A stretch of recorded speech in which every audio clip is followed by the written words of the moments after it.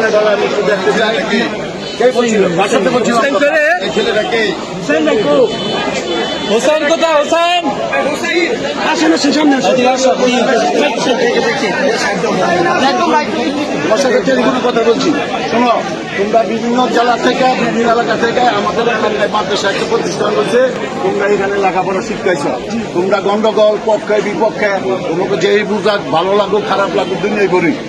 তোমার বাপের ঘরে 4 ছেলে থাকলে 2 ছেলে ভালো লাগে আর 2 ছেলে ভালো লাগে না এরকম হয় মাদ্রাসা হয়েছে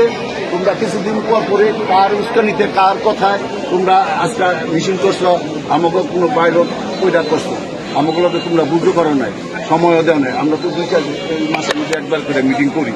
তো এখন আমরা রহমান সাহেবরা আমরা আমাদের পদ থেকে অব্যাহতি দিলাম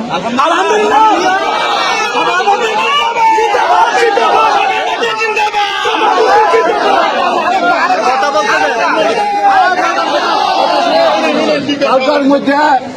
দায়িত্ব দেওয়া হয়েছে কালকার মধ্যে না আনতে পারলে পরবর্তীতে আমরা ডিসিশন নিব আমাদের মাদ্রাসা কি করবো না করবো নাহলে আমরা পরবর্তী অন্য ডিসিশন আমাদের কমিটি সহ দায়িত্ব দিয়েছে আব্দুল সালাম সাহেবের তাই না আমরা আনবো মুহূর্তের পদে পাওয়া লাগবে ইনশাআল্লাহ জিন্দাবাদ